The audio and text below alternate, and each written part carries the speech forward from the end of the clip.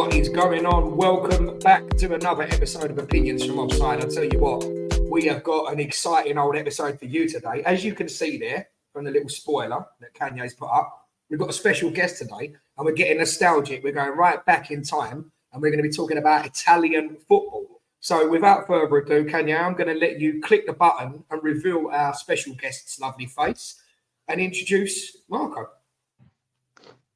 Marco, what are you saying? Talk to us, Marco. Tell us about yourself. Italian. Come on. Well, I thought I'd say when I say it, at least to show people I actually am Italian. Guys, born in Watford. When they hear me speak English. Well, first of all, thanks for having me, guys. I'm an avid watcher and listener of the show, so yeah, definitely happy to be on. Finally, we've teased it many a times. Good stuff. And the show as well.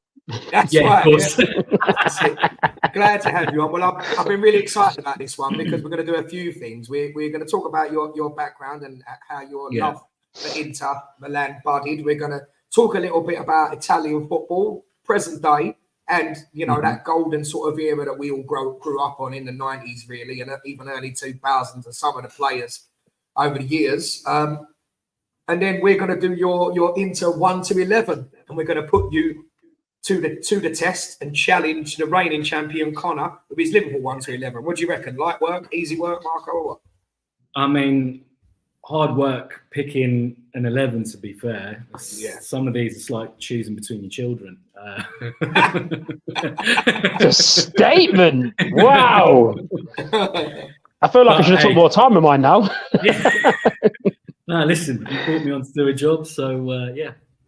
I'll find a way somehow. Nice. So let's roll all the way back. Obviously, you and I have been friends for many years, and I was fortunate enough to be at your wedding, which, unless I'm mistaken, your hometown was Calabria, no? Cosenza.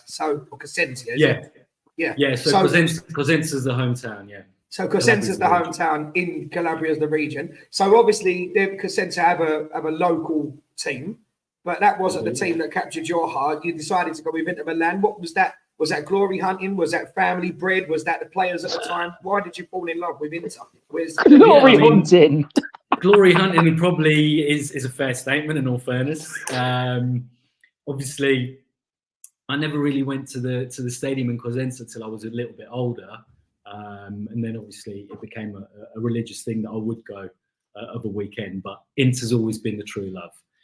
Why Inter? I suppose with most people, it starts from your family. It starts how you brought up.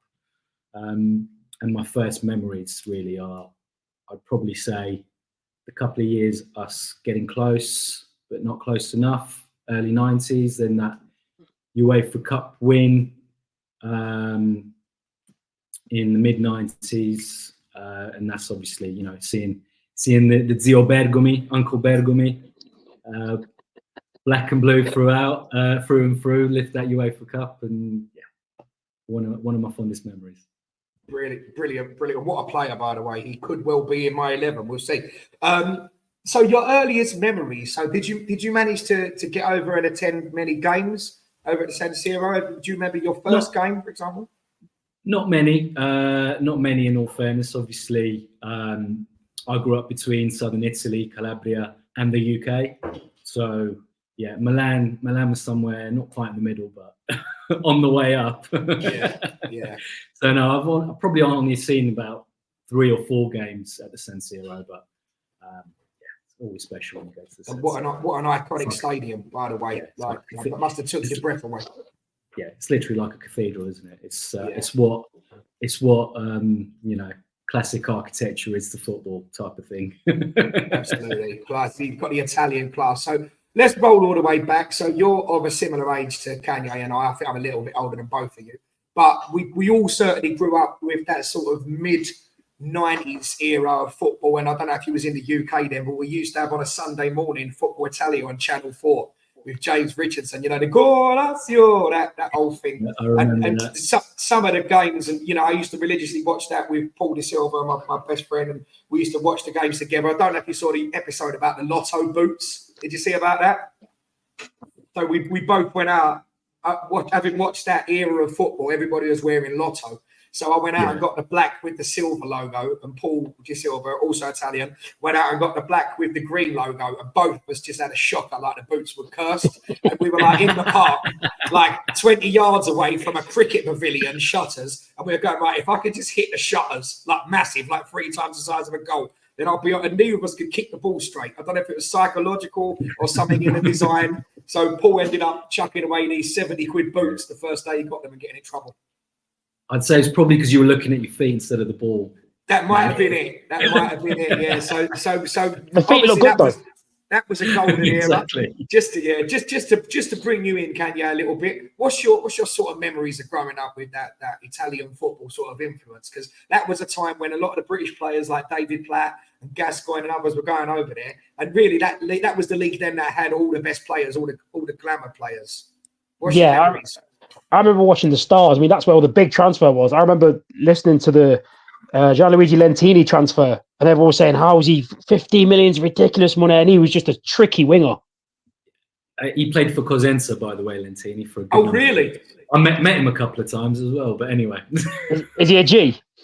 Really nice bloke, actually. The way he played, he looked like he'd be a G. He reminded me of like an early Ginola, just like either side, just skillful, classic winger, really, really good. And then that sort of drew my attention to those sort of players. And then I really started taking note of the Italian league when I started playing football games, because I just go and raid the Italian league for players, just some of the stars. I mean, I won't go into the ones that are here, but players like Battistuta, or even like Oliver Bierhoff when he played for AC. We won't mention them again, but like it's just crazy that some of the players that were there, and you think he's brilliant. And then when we had the chance to do the Inter one, I was going for it and I was like, Jesus, like some of these players are going to be devastated to leave out. It's crazy. I'll tell you a quick spoiler now, because he might well be in your 11s, but I remember watching Recoba, just thinking like, unbelievable, you know, and he's favorite players of all time. Just absolutely brilliant. And like we mentioned earlier on,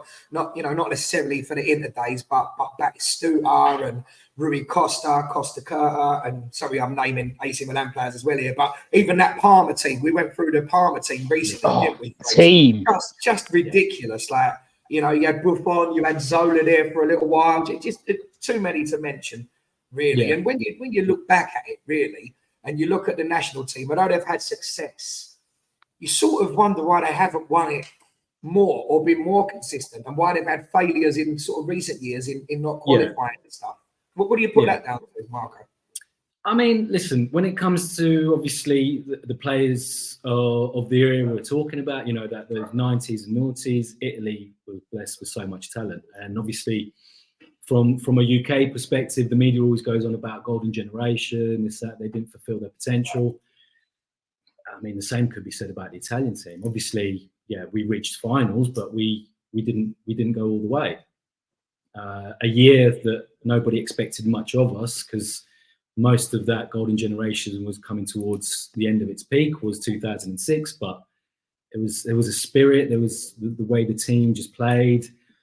You weren't confident that from an Italian point of view that they were going to go and win the tournament. But as the tournament progressed, you felt like something special was happening.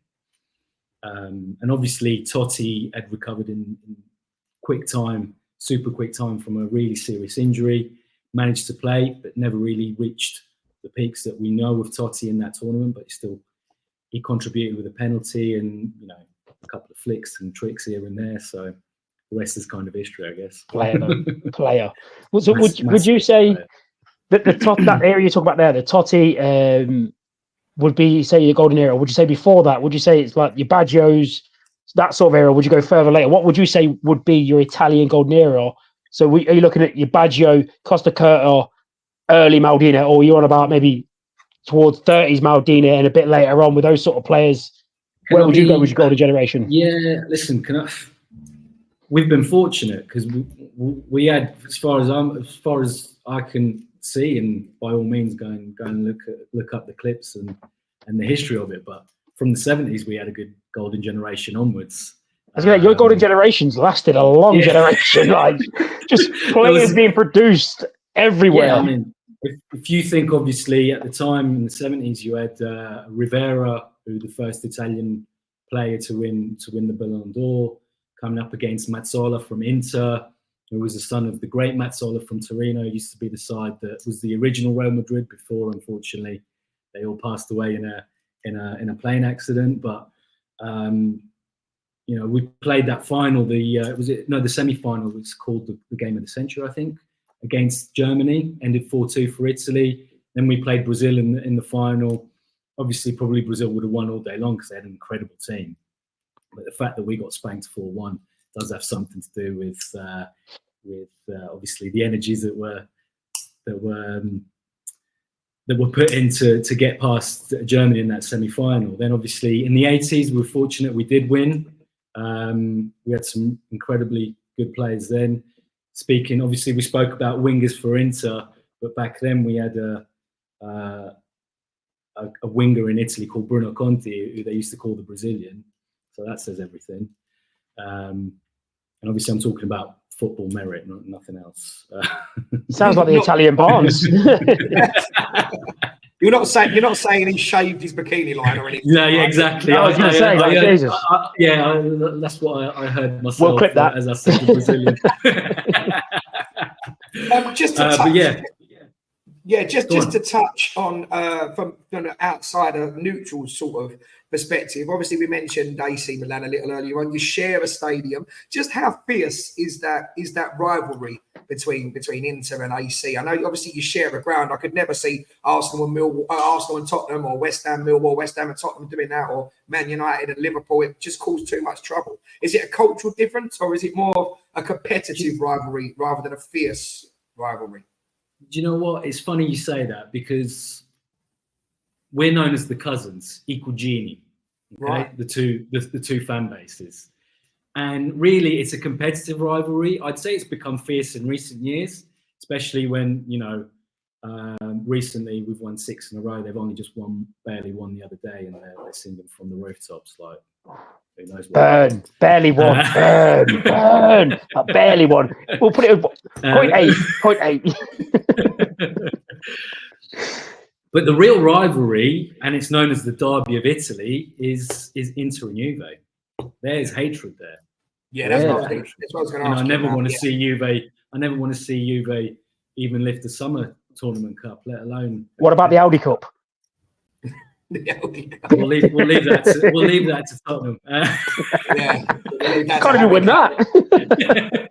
So where does that originate from? Where does that hatred stem from? Is that a competitive edge, or it's not a geographical thing, because that's Turin, isn't it? So where does that come Turin, Milan, obviously, you know, back in the day it was kind of the two economic superpowers of Italy, and it just stemmed from there. Obviously, they've got an illustrious past. We can't hide from it, but also, you know, they've got a bit of a murky past as well. So, I'm not saying they're cheats, but they don't get relegated for no reason. That's all I'm saying. I'm glad you said it, because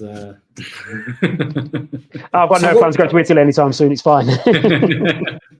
Right, so I'll tell you what we'll do. Let's jump right into your 1 to 11, because I can't wait for this. I'm really excited about this. And actually, Kanye, if you'll take over for a minute and start with the goalkeepers, I'm just thought of a question to ask Marco at the end, and I want to make notes on it. So we do our little questions about things. I just want to make some notes while you kick us off with the goalkeepers, if you don't mind. So Marco, go on then. So we've got goalkeeper-wise, who's your number one for your 1 to 11? Bearing in mind anyone who's going to go, but what about we've gone for the last 30 years? Right, so similar to the Premier League era, so that people will have an idea of who we're talking about. So, I'll tell you what, give us your number one. Why is your number one, and who was your closest? And we'll see if we've got your closest one. Who you gone for? Okay, I've gone for Julio Cesar. You're wrong, but carry on. Explain. No, listen. You know, he came to the club. You know, there was no airs and graces about the transfer. Nobody really thought much of it. Obviously, as you know, there was Toldo there, so he's not gonna trouble Toldo, is he? But put his head down, he worked hard, and before you know it, a brilliant keeper like Toldo. I mean, think back to Euro 2000. Toldo wasn't even meant to be the starting keeper for Italy, because Buffon got injured. Toldo came in, and people were like, Buffon who? So definitely it's got to be Julio Cesar. Just for, I suppose in those years that he played for us, if you're not a fan, you probably didn't see every game, but I'm not joking when I say the amount of points that he saved our team, even though we had a brilliant team back then. And he's part of the treble winning team. I mean, I was waiting for that to get dropped in. Yeah, it was and it's comparable. It's comparable to what you were saying about De Gea the other day at Man United. I mean, the point blank saves that he pulled off, or just the incredible saves that he pulled off, the amount of them was crazy. Obviously, people wouldn't get past our defence too often, but when they did, he was there. I love the way you say that because Mike said I was wrong. But anyway, we'll move on from that. We're not pointing fingers. Well, you know, just we have different opinions. This is why the podcast is called Opinions from Offside. I've just done that, by the way. But the flag's up on yours.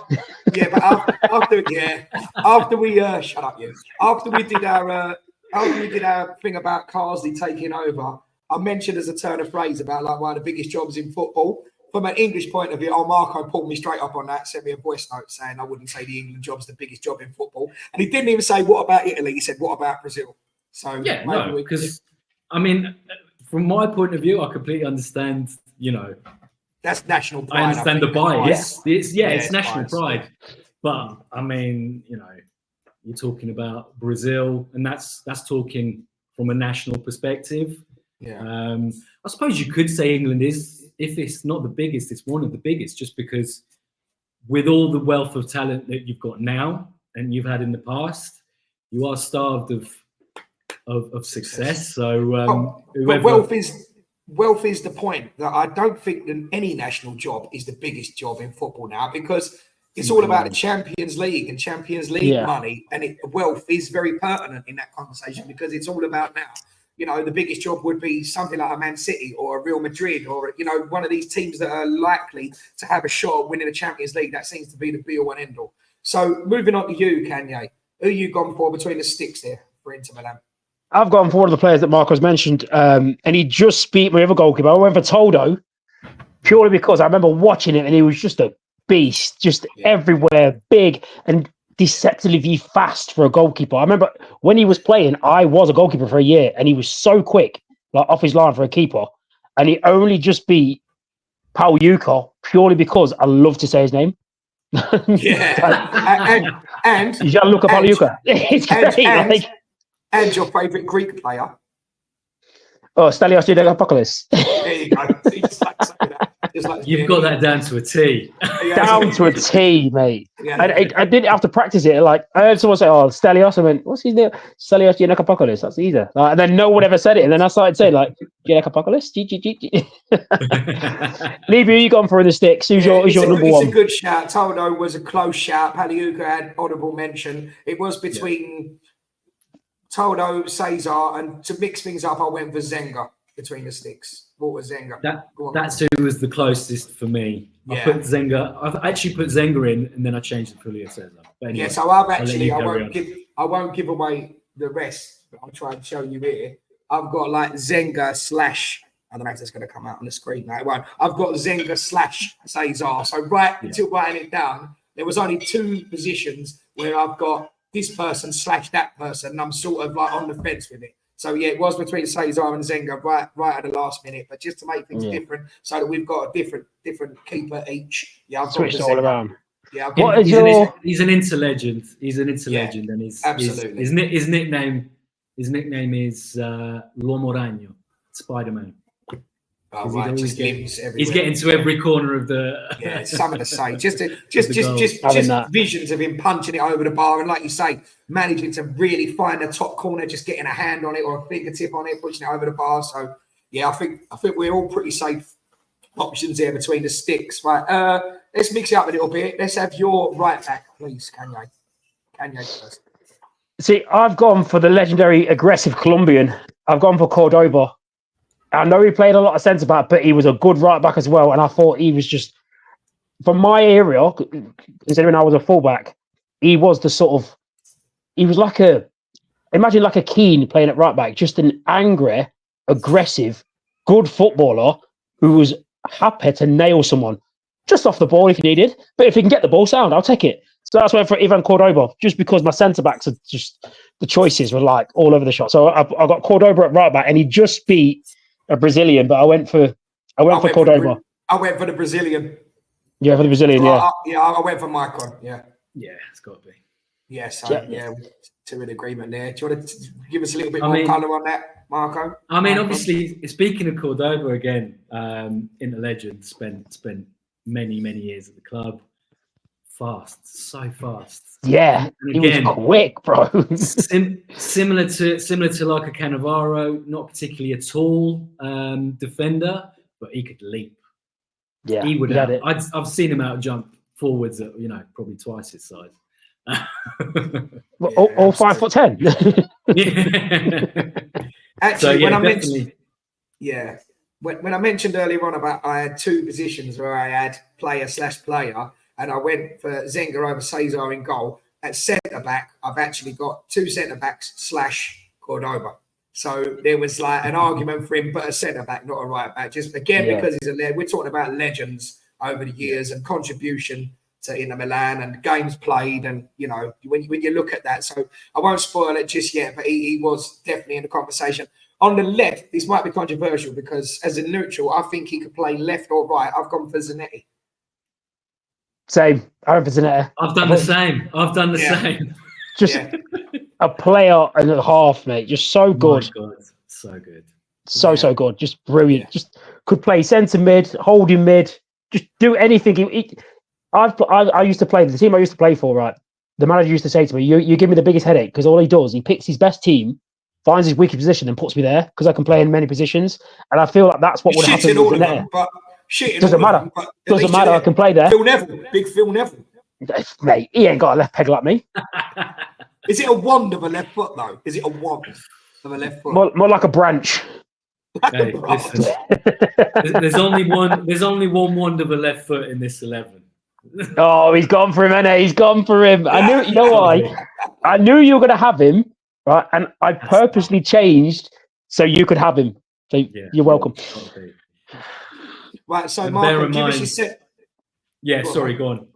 No. I was going to say, give us your centre-back pairing. Give us both your centre-backs then. Right, guys, this is an absolute killer. This is a nightmare, isn't it? Well, you can give us your honourable mentions for the centre-back and then give us your two. Yeah. Okay, I can do that. He's changing his mind now. I can see it. I know he is. You know why? Do you know what? Last night, I was like, I need to start putting names down on the paper because there's no way I'm going to remember everybody. And just the amount of people that. Do you know if we say someone, you go, oh, I forgot about that. I want to hear, honestly, I want you to hear that you forgot about it. Because then from then on, I'll say, our Italian knowledge is better than yours if we have one that you forgot about. If we can say a player you think, oh, he should have been in my team, then that's it. Well, go on then. Or is that for another episode? That's for another episode. Don't worry.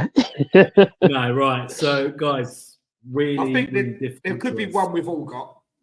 Yeah, I mean, obviously, right back with Maicon. Yeah. And the reason why I've gone for Maicon, those years that he was at Inter, obviously there was a certain Dani Alves as well, and Dani Alves had a longer career, more longevity, so obviously he'll be remembered as a better player. Got no qualms with that. But there was a couple of seasons where Maicon was head and shoulders above. The guy would cross from anywhere, and he would always find his forward. Something that we wish we had now in Dumfries. He looked so good at the Euros, and he's good in the air as well. When you got him. Even now, when he plays for the Netherlands, he's brilliant. So we're hoping someone's going to come in from the Premier League, hopefully, and give us some money for him. Ten Hag will come get him. Please. Right. Maicon right back. Mm-hmm. And I've gone my two centre-backs. Should I say both? Yeah, and give us it's both. painful for me to say these because there's so many others that could have gone in. But it's Lucio and Samuel. Oh, controversial. Lucio and Samuel. And obviously I wanted to put Bergamy in there because absolutely, legendary captain. But at left back, I've got our other legendary captain, who is Zanetti. So I think you can't have them all. again, as a neutral, I've gone for a lot of sort of legends from memory because I don't watch them every week. I've gone for Bergamy and Samuel. Yeah. No, which is fine. I mean, I'd be more than happy to include them in my all-time 11. And you, see, I've got one you've got on there. So I went Lucio, right? Yeah. And purely for what he did at Inter, I went Materazzi. Yeah. I mean, listen. Because he was terrible in England. He was awful. I think he got 4 red cards in 10 games. Like, he was terrible. But the Italian football just suited him. Like, so good. Like, we've had the conversation about Smalling, about how individually in England, you have to defend as a one-on-one, and he got caught out. And I think that's what happened to Materazzi. Well, in Italy, it's a unit. You are us two, us four. A cog in the wheel. Yeah, and I think that's what suited him so much better. And the captain in the treble side, was he? I'm sure he was captain in the treble side, wasn't he? No, he wasn't. He was obviously Zanetti was the captain of the treble. Yeah, side. he was. Yeah, Zanetti. Yeah. And Materazzi wasn't actually a starter at the time.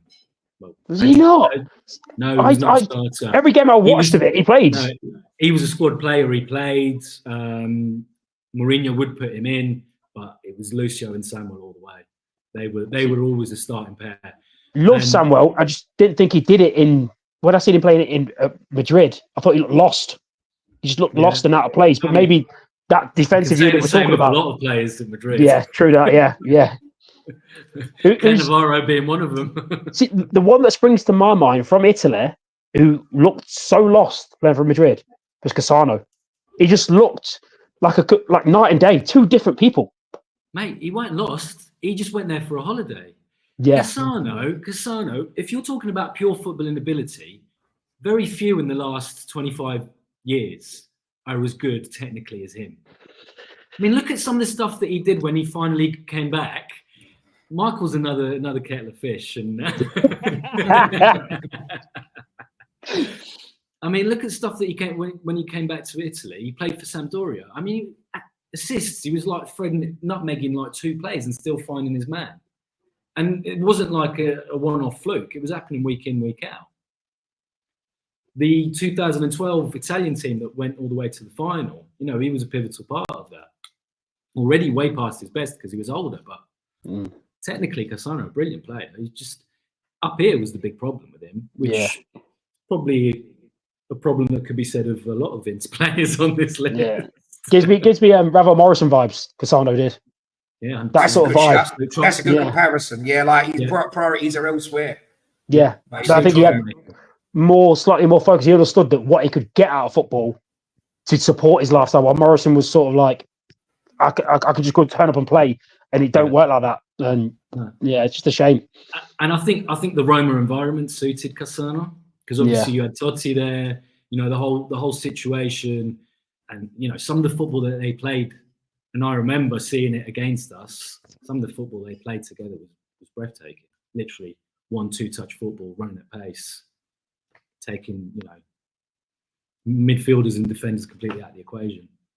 So just as a recap, so far, am I right in saying Marco's gone for Cesar between the sticks, Mike on right back, Zanetti left back, and then you had Samuel and Lucio.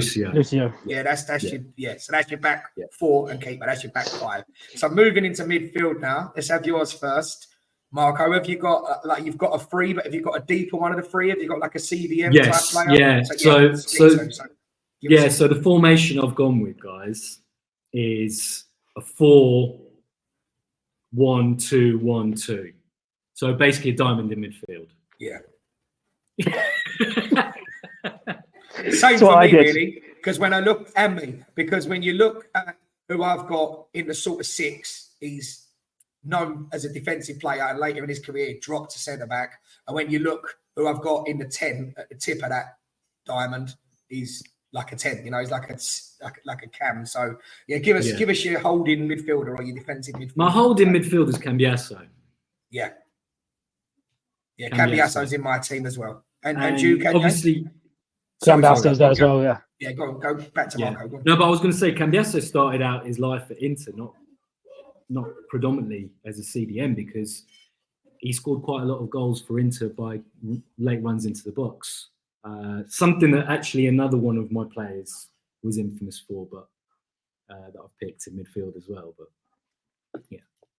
Yeah, so I have Cambiasso as well. And you, Kanye? Yeah, I got Cambiasso. Well, to be fair, I remember seeing him at Leicester towards the end of his career, and he was such a player. And then he chose to leave and go to Olympiacos, and then Leicester win the league. Like, no, Esteban, stay where you are, mate. Come on.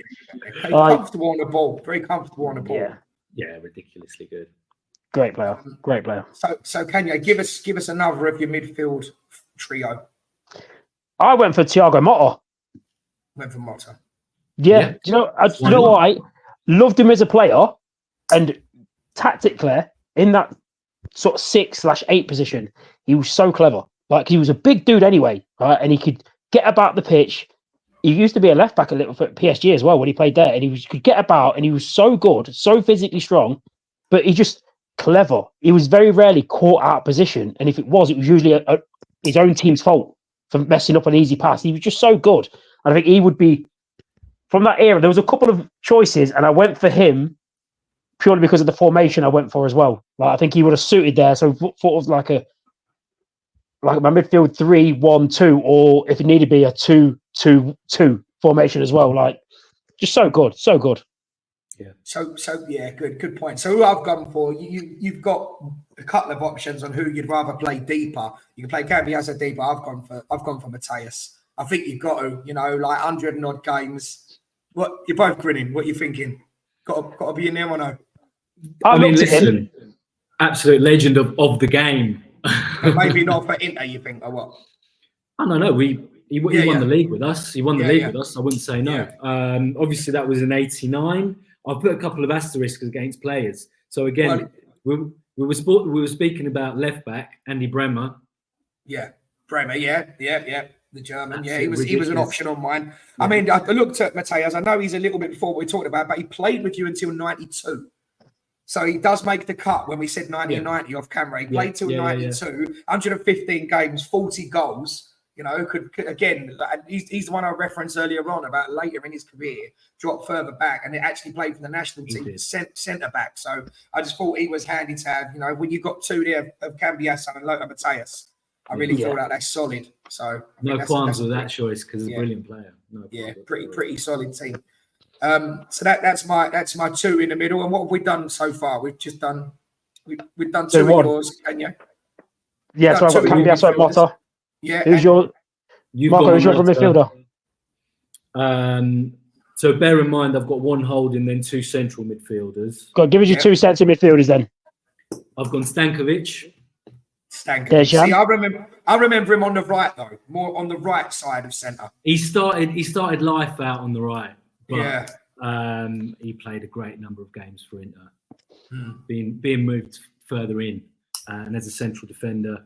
As a central midfielder, he was brilliant. Even in that treble-winning season, he played some incredible games in the middle of the park, and obviously he scored some iconic goals as well. People you'll probably remember. In the UCL, one from pretty much halfway line on the volley, and I think that was against Neuer. Was that against Neuer? Yeah, against Manuel Neuer. That was against Neuer. He came and headed it out. He hit it on the side volley, didn't he? Mate, so to score a goal like Sublime that, technique. One of the best keepers, there's been. That's a different topic. He didn't even make our top 5. Don't talk about that one. No, but I'd think that Manuel Neuer would probably make a top 10 though, wouldn't he? Yeah, he made the top 10, but he got cut quite early. You weren't having him, was you? I had him on my list. He went on mine. To me, it's difficult to judge a goalkeeper that doesn't have to save a shot. Where did you stand on Casillas? Because I didn't have him in my top 3 of my individual list, but the other two guys did. I mean, if I listen to Buffon raves about him, and obviously, if I think we all from our era, we hold Buffon as one of the gold standards of the position. Gigi was in our top 3, don't worry. Gigi was there. I can only but take his advice, and obviously, he was a really, really good keeper. And the amount of silverware he won, I mean, he played for Real Madrid. My argument for Casillas in there was not only was he a youth player from Madrid that kept his place early on, but in an era where the Galacticos and there were star goalkeepers to be bought, no one was considered. And the ones that did get brought in didn't take his place, didn't even get close to taking his place. I mean, remember they got Dudek off Liverpool and people were like, oh my God, Jersey Dudek is good. You ain't going to get near him. Like, grow up. Like, Jesus Christ. No, but then Devil's Avocado. Hang on, let me play Devil's Avocado card because I can't. Devil's Avocado, right? Devil's Avocado. I've been waiting for this. You've just said you can't rate someone that highly who doesn't face any shots. Real Madrid have 80% possession in every game, mate. I don't know about that. That's there a was yellow. some years. That's a there yellow. Was some years. There was some years period. that all he did was face shots. Really? Real Madrid's style of play was you can score 2, we will score 4. That's true. Whilst that's true, it weren't under pressure. Like, how good would he have been in a relegation team, a relegation contender, scrapping for his life? How good he are when you have a back three. His defense, he had Roberto Carlos at left back, who wasn't a defender. Michel Salgado on the other side, who was half a defender. 2 centre backs, one of them being Ramos, who used to go up front, and Makelele for a little bit. So basically, you're playing 4 up front, 3 in the midfield, maybe 3 in defence.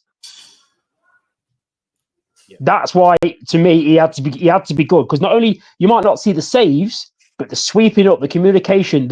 If you watch the highlights, he cleaned up a lot of long balls because teams couldn't get out because Madrid pressed high. And when they pressed high, the only way to get out is play early. And he was off his line a lot and was very rarely caught out in the wrong position. But guys, I think we tend to forget because obviously it's Real Madrid, and in recent years they've won pretty much everything. But he played there in years that they weren't, winning every year. Actually, they had long droughts. And he was there the whole time. So it wasn't always a title-winning team. It was always a team that was built to win titles. But it didn't always, translate to that, though, did it? Yeah, you wouldn't put him above Buffon, who I had number 1 on my list, though, would you? I mean, I wouldn't, but obviously you call that bias, wouldn't you? And I probably wouldn't. I'd call that facts. Argue with it. Call that facts. But you put yourself as number 4. I did. I had a bloody good game over Villa, man. So back to Inter. So remind me of your midfield 3. I think you've said it. So just remind everyone who's watching of your midfield 3, Marco. No, so I've actually I've not said the third yet. Right, got the third one to come. I've got the third one to come. I've said Cambiasso, I've said Stankovic. Yeah. And this is a killer because obviously, I mean, there's Djorkaeff I could have chosen. There's Simeone I could have chosen. Seedorf, though he didn't have a great career with us, but a brilliant player. Pirlo. Crazy. The list goes on, but I've actually gone with Barella. A modern day player. He was close to mine, He was very close to mine. And he deserves to be in this company for me. He's on my honourable mentions. He's in my honourable mentions. And I've gone for a more modern day player, which could be a bit hit or miss for you as an Inter fan. I've gone for Snyder. No, not hit and miss at all. Brilliant. Snyder's in mine. Is he? I've gone for Snyder. Yeah. Wesley's in mine. Because number 10. Yeah, in the 10. Just because I've gone for a lot of legends, like when you look at Zenga, you look at Bergamy. I've just tried to mix it up a little bit rather than just go old school. I just think the contribution that he made in the 10, scored goals, was creative, could unlock defenses, So for me, that's who I've gone for. So just to refresh, my midfield 3 are Mateus, Cambiasso, and Snyder. Okay. I thought the 2-year Snyder was probably up there for Ballon d'Or. He was so good.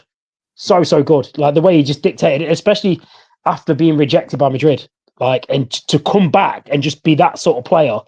I mean, maybe the environment helped as well, but he was so good. Especially that year under Mourinho, just pulling strings for fun.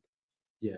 But don't forget, obviously, not everybody succeeded at Madrid in those years when they went elsewhere and they did succeed. Obviously, Robben's another name that comes to mind. See, Robben didn't have that bad a time. I think Robben's issue was in Madrid, he wasn't the star. He was a star. I think that was always his issue. His goal return weren't bad. And especially with his, Robben's injury record for what he played, it weren't the worst, but he wanted to be the man. And at Madrid, you're always going to be behind Raul, Figo, Zidane, those sort of players. You got to be happy to be a fish in that pond. But not necessarily the big fish. No, exactly, yeah. Especially when you look like Monty Burns. He does, though, don't he? He does. He's got better posture than him. Only just, though, when he's running. My midfield goes with Cambiasso, Motta, Stankovic, and Schneider. That's my diamond in there. Schneider's my 10 because I knew who your 10's going to be. Yeah, so nice. Yeah. Obviously, listen, my 10 is Recoba. Now, that is a wand. Yeah, that's a wand. That's your left foot. Yeah, that's your left literally. Foot. Yeah. And obviously, you think of Recoba. He was bought the same year that probably the greatest player to ever play the game was bought at the club. You know who I'm talking about. I never saw him for Inter. But, why you got the shirt then? An autograph session. Oh, okay. Marco signed the back from there. Cheers. But Recoba came in and he outshone him with an incredible goal from the halfway line and a second goal in that game that wasn't too far past the halfway line. His left foot was ridiculous. And Recoba's leaving out the other player who, for me, is an icon, the best Italian player for me there's ever been, who's Baggio. Yeah. But Recoba gets the nod ahead of him. Yeah, so I looked at Recoba, I looked at Baggio. Baggio didn't make mine, strangely, but you just got an embarrassment of riches. I can't remember, just on something you said a minute ago, I can't remember what we've said on camera and off camera. I think it was off camera that we were having a conversation about iconic players that played for Inter but weren't necessarily at their peak at Inter. And I can't remember if it was on or off camera that you said about Bergkamp. Yeah, so just tell us about Bergkamp. And we were talking about Bergkamp and Roberto Carlos. I feel that was a shame to not have on air. So just give us your take on those players. I mean, obviously, if you take them individually as players for their careers, they could be in an all-time 11 without a problem. You know, giants of the game. But they didn't cut it at Inter. Now, when it comes to Roberto Carlos, unfortunately, he didn't have a manager that maybe understood him. So, and who was his manager? Someone that all England fans will appreciate and love, Roy Hodgson. boy, the boy. Who came to us from the Switzerland job, having done really well apparently. I never followed Switzerland at the time, but apparently he did really pulled up trees in Switzerland. But very neutral, I heard. Yeah, plenty of trees to pull up in that neck of the woods. And there was a quote in recent days of Roberto Carlos saying that at his time at Inter, Hodgson wanted him to play midfield. So obviously, you understand how that didn't work out for him. Bergkamp, he was recruited obviously from Holland. It was a massive coup. Everybody knew of his great potential, but he was laughed out of Italy. He just didn't get one thing wrong. He was literally seen as a bit of a fraud. Like we'd bought like the next, I don't know, like the next Van Basten or something along those lines. But this is who we got, and then obviously we saw what happened at Arsenal. Technically, an incredible player. Yeah, and another one I would put. I could be wrong here, but just from memory, another one I would put in that group of you could put in an all-time 11, but not necessarily in an Inter shirt, would be Zlatan Ibrahimovic. You see, yes and no, because actually his years at Inter were way more productive, for instance, than his years before, like at Juventus, potentially, well, definitely even at Barcelona. And how he played, you know, he won the league with us. He was an incredible player. He didn't make my top 11. No. He's not even honourable mentions. But if you consider that, you know, there's people like Batistuta, Eto'o, Crespo, Klinsmann. Klinsmann was there as well, wasn't it? Another German. Zamorano. Yeah. Zamorano, yeah. 1+8. Bergkamp that we've spoken about. Hence why really I didn't put him in my all-time 11. But for us, he's a brilliant player. Yeah. Let me give you one of my front three. I've gone for Milito. El Príncipe, the Prince. There you go. Incredible player. Yeah. Incredible player, but for me, he's an honourable mention. Right. Okay. Fair enough. Well, you've got spoiled for riches. I might as well give you my front three because there's so many to choose from, and then we can bite down on it, the bits and pieces, and see. I've gone for Milito, Samuel Eto'o, and Ronaldo. Yeah. Oh no. I cannot argue with that at all. If you gave me that in the modern day football, I'd be laughing all the way to the bank. Do we have any similarities there, Marco, in your front players? Oh, 9. Yeah, it's got to be, hasn't it? Just Best striker ever. For me, the best football player, the most complete football player of all time. Now, bear in mind his 2 best seasons in his career were his last season at Barcelona and his first season at Inter. We all know of the injuries that he had at Inter, would have ended anybody else's career. He still went on to still be one of the best strikers in circulation. See what he did for Real Madrid against United, for instance. He went on and he won the World Cup with Brazil. And this is a Ronaldo, I'll probably say, at that point, was operating at 60% of what his ability was, maximum, before the injuries. Just think, without those injuries, without the knee problems, it could have been the next Jason Lee.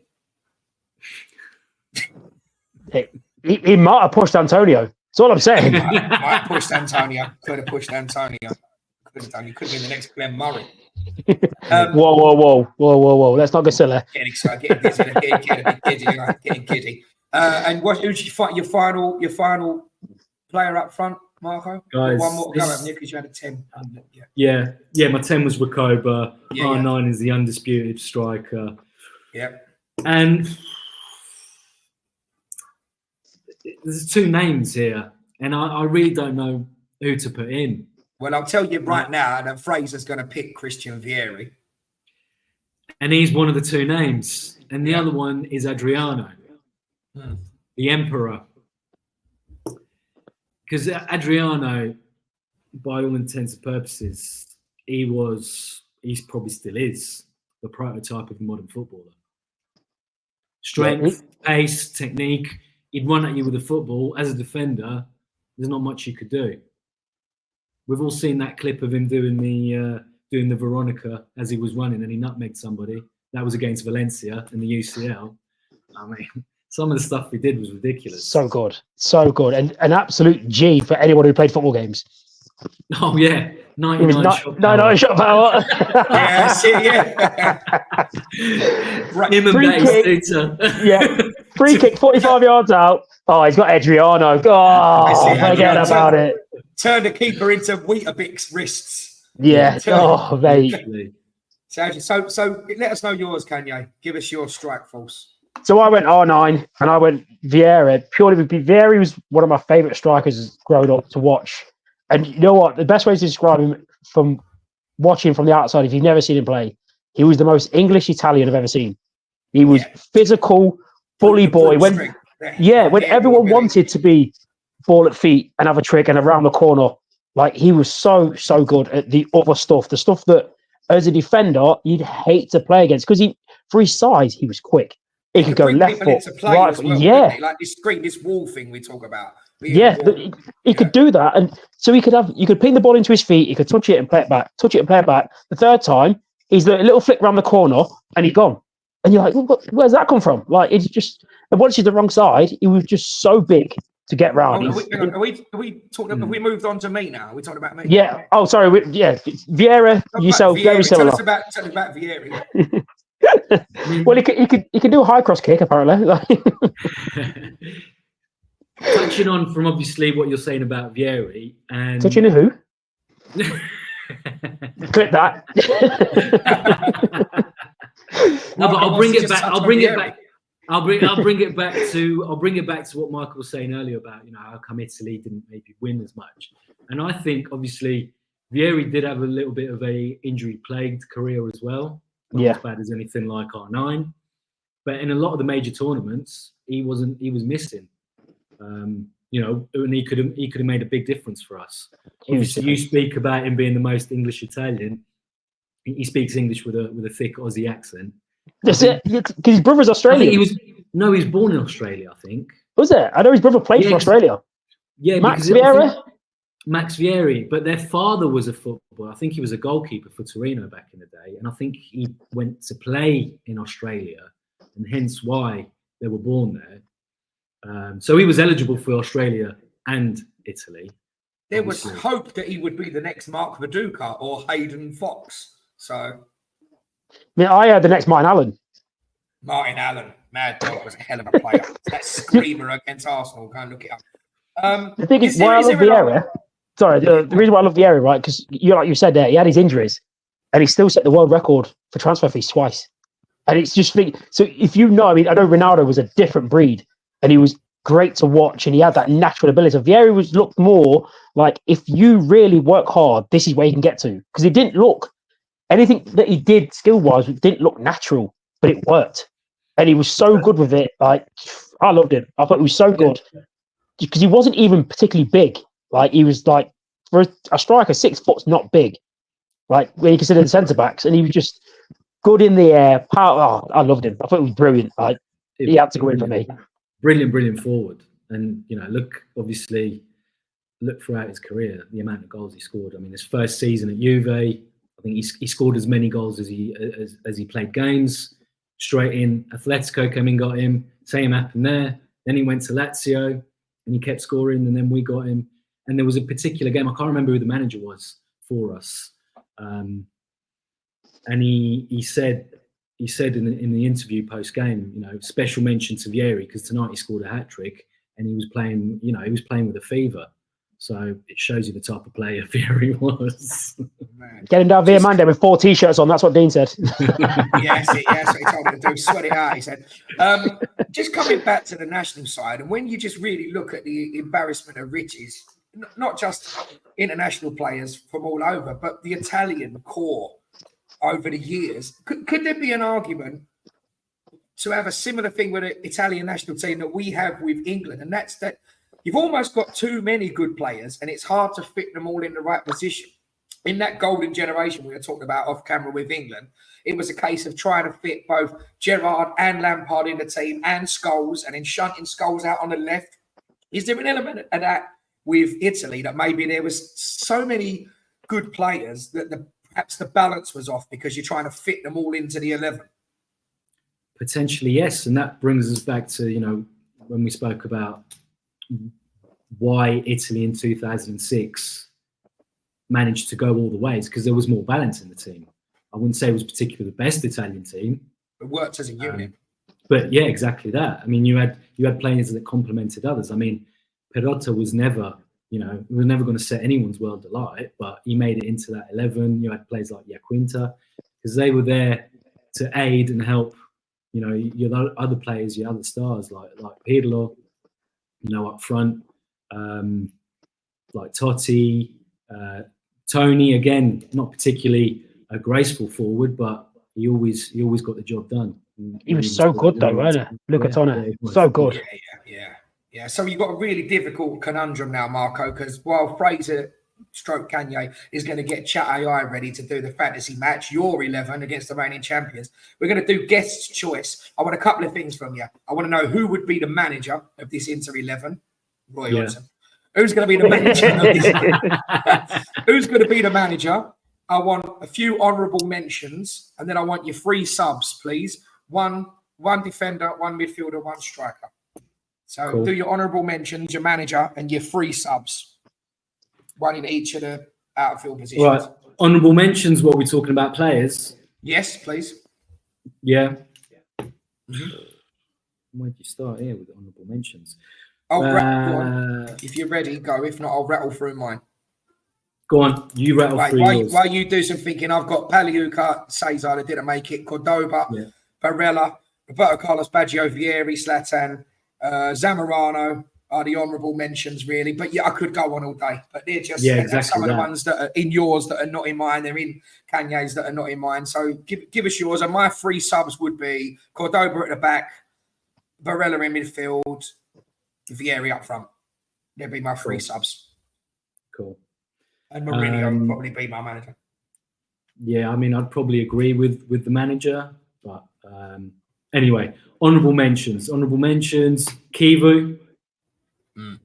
Cannavaro, above both of them, Mihailovic. What a player! What a career! Incredible player.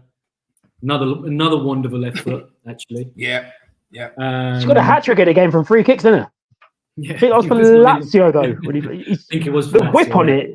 I remember he scored a goal against United in a Champions League game, and it's just the ball moved in ways I was like, I'm pretty sure football's not supposed to do that. Just crazy. His set piece ability was ridiculous. Yeah, so good. So they'll be my honourable mentions at the back. Honourable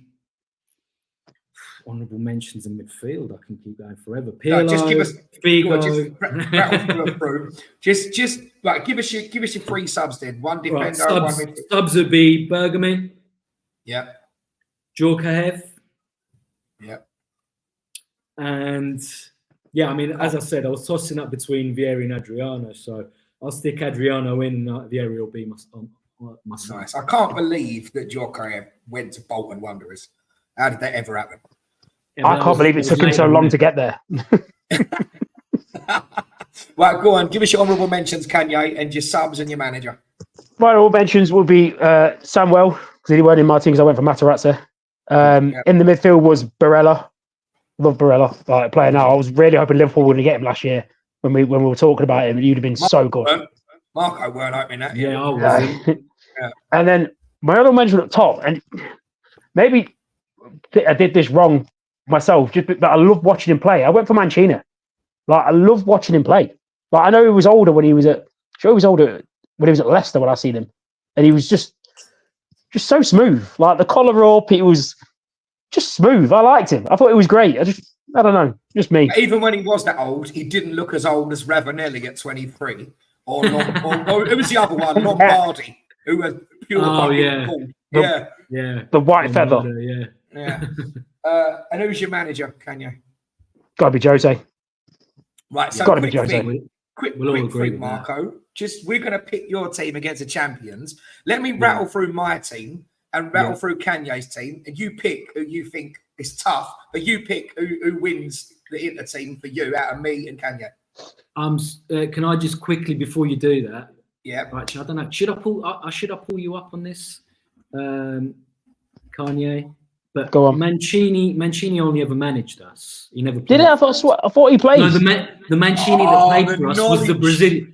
The Mancini that played with us was the Brazilian winger, the one that used to play for Roma. Terrible. So it was actually known as Mancini. That's a yellow. That's a yellow. That is a yellow.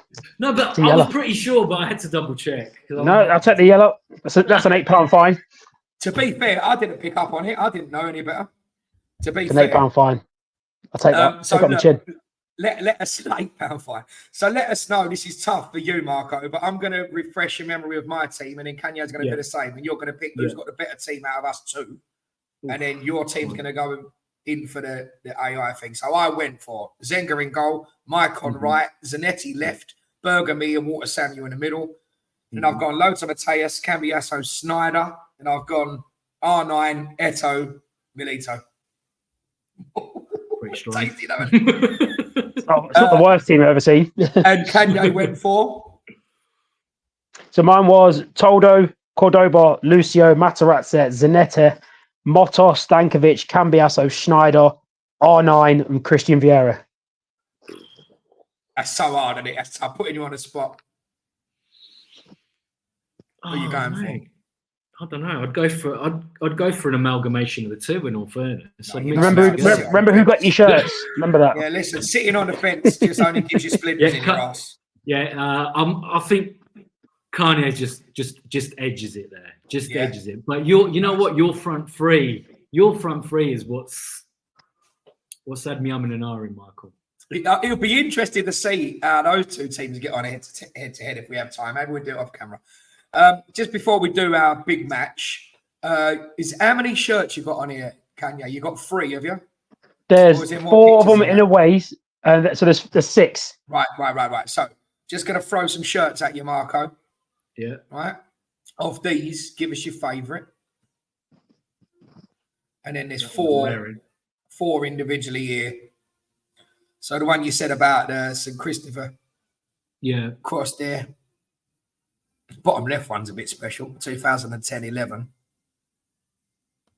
Anything there jump out at you? And the one you're wearing, of course.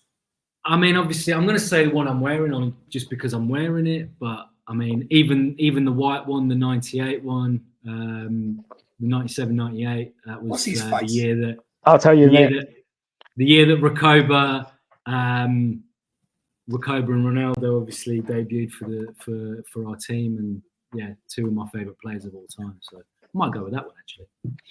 Nice. Right. Hang on then. Right. AI match. Give us the breakdown then. We've got to have it. We've got to have the champions in the ring first. Liverpool. Right. But I need to ask you a question because Chat AI, when I've done the first game, I was like, okay, seen the game. Right. Sam, no problem. It gave me another option, right? And it basically said, what if the game was played at a certain stadium? The result changed. Right, so let's have a neutral. Let's have a neutral stadium. So the first one, so basically, but the first one, basically how it works, if I put the first team in, so I put Marco's team in first, and it plays it at the home ground, it's then said, would you like to change the stadium for a second leg? So I put it in, and it's changed the result. No, I'll give you a breakdown of the 2. No, because let me just say though, if it's always going to give home advantage, then we've got to have a neutral. Right. So I asked you for a neutral venue. Yeah, it's got to be a neutral venue. Right. Because the first game, a cup final would flip. That's what I mean. Cup final would be. So there can't be any advantage, home advantage to any team. Otherwise, the champion will always win if you put the champion at home. Yeah. Well, Liverpool beat Arsenal at the Emirates. I put at the Emirates for the first game. Then I think the rule is let's have a neutral ground. Then it's fair, isn't it? Right. Would you agree with that, Marco? Yeah, I'd say that's good. Bit like the UCL during COVID. They took. Okay. Well, let me tell you then. The first game was at the San Siro, and Inter Milan won 3-2. The second game was at Anfield. Liverpool won 3-2. Right. That's why I was like, when he said it, I was like, this must know what I'm going to say, and it said it. So I was going to go the home one, the away one, and then say put it to penalties and see what it said. I'd say AI is messing with us. It's playing with my emotions. But if it's that close in a neutral venue, it may go naturally, organically to penalties. Well, let's find out. Just so you know, yep. I won't go into detail of the first 2 games, but the first game at San Siro, Ronaldo got man of the match. I'll describe what it said. Man of the match, Ronaldo, R9 for his 2 exceptional goals and game-changing performance. Right. In the second game at Anfield, it was Mohamed Salah for man of the match with his decisive goal and mesmerising dribbling that left the fullback looking for ways home. Looking for ways home. Yes. Wow. So I don't know if that's Zanetti. Yeah, listen, I don't know what AI has been smoking lately. But this is real. England ladies beat San Marino 4-1. So don't mess with AI. Right. So the match report straight away. Or do you want to break down of the teams? Or no, we don't. Just the breakdown and then the match report. So have you broken down Connor's team? What Connor's team is? No, let's hear it. You've got it written down, haven't you? Yes, I've got it. Yeah. So let me just confirm the Inter Milan team. So it's Julio Cesar in goal, Mike on right back, Walter Samuel and Lucio at centre backs with Zanetti at left back, Cambiasso, Stankovic, Barella in centre midfield, Recoba in the 10 spot behind R9 and Adriano. Perfecto. What a team. You like the way I rolled the R there? Liverpool's team from Connor is Alisson Becker, Alexander Arnold, Jamie Carragher, Virgil van Dijk, Andy Robertson, Gerrard, Alonso, Salah, Mane, Suarez, Torres. Nice. That's not too bad either, is it? Let's be honest. it ain't the worst team I've ever seen Liverpool put out. David and Gog. No Chase Spearing. No, Spearing's been skipped. I don't get it. Overlooked. You know what I mean? I don't get that. There's no Bjorn Kavam. There's no There's not even no sting in Bjornberg. I'm baffled. Ridiculous. Right then, the anticipation was high at the neutral venue, with both teams eager to avenge the previous defeats. Right, so it's took into account the other two games. Yeah, nice. Jesus Christ. Right, this is proper balance now. Yeah, Liverpool started strong, utilising the speed of Salah and Mane. In the 17th minute, a well-executed through ball from Gerrard found Torres, who calmly slotted past Julio Cesar. 1-0 to Liverpool. Inter Milan's response came in the 29th minute when Ronaldo showcased his dribbling skills, cutting through Liverpool's defence to score a brilliant solo equaliser. Carragher, that is. Carragher. Yeah, 1-1 at half time. that's why I should have gone for Hypia. This is what we're saying. Inter Milan came out with renewed energy thanks to a tactical masterclass. It doesn't say who the manager is.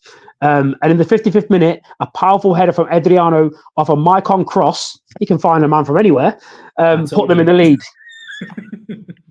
Liverpool fought back with Alonso and Gerrard controlling the midfield. In the 68th minute, a Gerrard long-range free kick brought Liverpool back level. The decisive moment came in the 80th minute. In the balance. When quick footwork and a precise shot found the back of the net. What a goal, Mohamed Salah. Salah, yeah, I knew that was going. Inter press hard for an equaliser. But Alisson made two crucial saves to deny Ronaldo at his feet and a Recoba free kick. Liverpool win 3-2. Mohamed Salah for his decisive dribbling again, his overall impact on the game. Now, I'm just going to put, what if it went to penalties?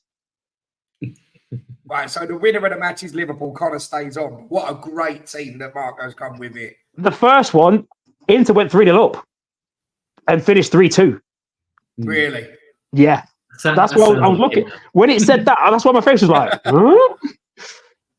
Right. At the neutral venue, if it goes to penalties, it said the free kick went in. First penalty, Liverpool. Mohamed Salah steps up, 1-0 Liverpool. Inter Milan, Ronaldo, 1-0. Second penalty, Gerrard, 2-1. Adriano, 2-2. Mane, 3-2. Zanetti, 3-3. Alexander Arnold, saved by Cesar. Cambiasso, 4-3 Inter. Liverpool, Torres steps up, 4-0. Maicon, saved by Alisson. Sudden death. Van Dijk, top corner, 5-4. Stankovic, easy roll down the middle, 5-5. Suarez, 6-5. Lucio, saved. They should have gone for Burger. Now, what you're telling me, every time Liverpool edges it. No. At the San Siro, you won. You went 3-0 up. It's when it said that to change, I was like, what, why? And then that's what it was. And then the neutral venue, it's close. That is really tight by the look of it. Because I think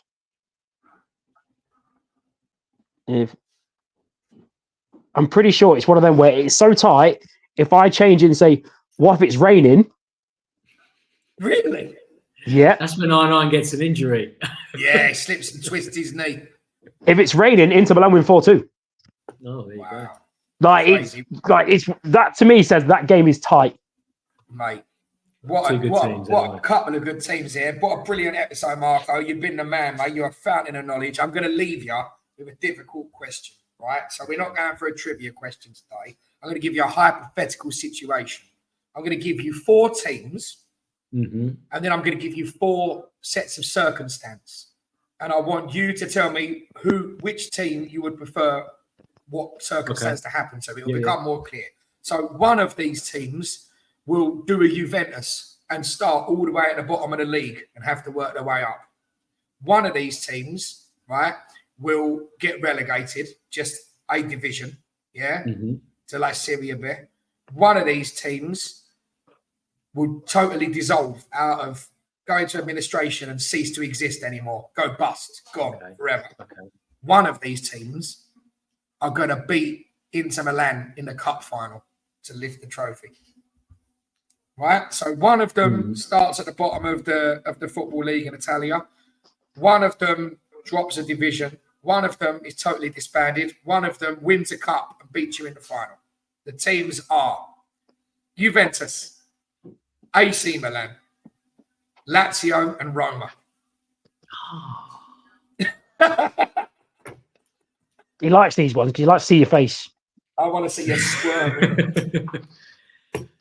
Listen, obviously, a team that disappear from existence, I'd love it to be Juventus. But would you miss the rivalry? But that's exactly what I was about to say. Because when we did this to Kanye, I wouldn't want to go and dominate. I wouldn't want to go and dominate a football division or whatever it may be because our biggest rivals are not there. You've got to be tactical with this then. So I'll definitely say Juventus to get relegated. Again? Just relegate one division. Just one back up. Right, just one division. Okay. No, you don't want to put them at the bottom of the pyramid so you can meet them with a cup and smash them. Imagine putting down to the bottom, having to play your reserve team. Oof. Yeah. It'd be nice. For them to get relegated, so we can lord that over them because we've never been relegated. So, as a team, we've only ever spent our history in Serie A. Right. Who starts again at the bottom of the league system? Who wins a cup against you in the final? Who gets disbanded entirely? You have AC Milan, Lazio, and Roma left. Look at the face, Kanye. Look at the. I don't want any of these lot to win against us. I don't want any of them to win against us. That's the difficult question. Yeah. I'd say Milan to go to start at the bottom. Okay. Or the pyramid. Yeah. Gonna have to share a stadium with a team all the way down there. Oh. No, brother, they probably play at the training ground or something. Shots fired. Friendly fire. Bam. Right, you have the disband, one, and one beats you in the cup final, Lazio and Roma. Okay. So I'm going to base it on the team I dislike the most. I don't really dislike either of these teams, so I'll base it on the fan base or the ultras. So I'd say Lazio to cease to exist. I'd already written it down before you said it, that you were going to say that. And that would mean Roma beat you in the cup final. Yeah, let them win something every now and again. There we go. Right, that's great. Last question, and then we're going to love you and leave you with our thanks for coming on and giving us a brilliant episode and really knowledgeable. If you were forced to sign one player from Juventus, who would it be? I was forced. Now, bear in mind, in Italian football, it's not uncommon for like the big teams to swap players. Yeah. If I was forced, or if it's a player that I wanted from them, this is hard. I'm thinking.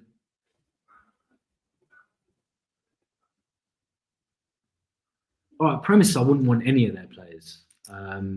That's why it's a difficult question.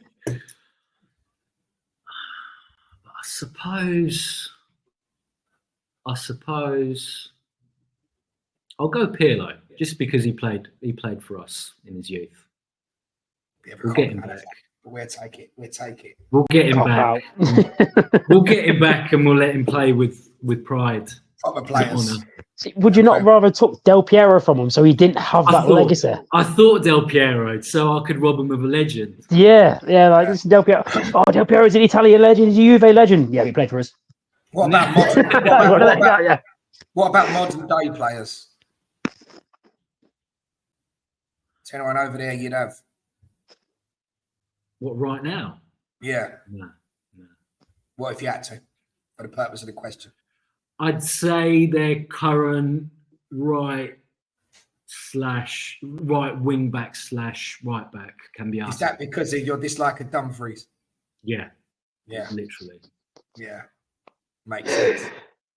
Because the guy, he's Dumfries. Just he epitomizes the modern day player. It's all physical attributes before technique. I just can't stand that. Sounds like the complete opposite of the Italian football we used to watch. Like Well, You could be. It sounds like the complete opposite of the football we used to watch, the football we used to love. Look, how many brilliant players were scattered around all the teams throughout Europe? Yeah. Okay, Serie A back then was what the Premier League is now, the big pool for the big, the big stars. But still, like there were so many brilliant players all over, throughout all the teams back then.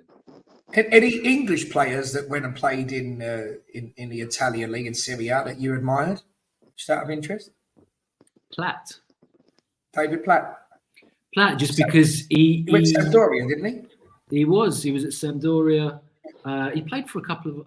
I'm sure he played for a couple of other teams as well. But it was just the way. And even now, like, he's Italian. He speaks Italian brilliantly. He just immersed himself in the culture so well. Really, really respectable and a top footballer, to be fair. So Platt really. Brilliant. What's really, really respectable and a top guest is you today, mate. Absolutely smashed it. One of my favourite episodes by far. What do you reckon, Kanye? What do you reckon? He's up there. He's up there. He's all right. He's a good lad. he's a top man. Don't forget to like and subscribe. Let us know your opinions below. Let us know if you agree with Marco, if you agree with Kanye, if you agree with me. If there's any players, and there's a plethora of talent to choose from, if there's anyone that should have made our squads that didn't, leave it in the comments. If you're listening on the podcast platforms such as Spotify, Amazon, Alexa, Apple Music, make sure you give us a little like on there and give us a review, because it helps us reach further audiences. If you're listening on audio only, come over to YouTube, because there's more videos on here than we have the bandwidth to put up on Spotify, etc. And give us a little like and comment over here. We're trying to build it up, build the subscribers up, and any interaction with us helps the algorithm tell the rest of YouTube that we're making content that people don't mind and sends us over. So anything else to add, Kanye? No, I'm happy with what you said. Crack on, my son. Brilliant, mate. Marco, you've been a pleasure, mate. Top man. Thanks so much. Any closing thoughts, mate? Anything to say? No, just pleasure's all mine, and just thanks for having me, really. Top man. Brilliant. Until next time on Opinions from Offside. We'll see you soon. Keep balling. Italia.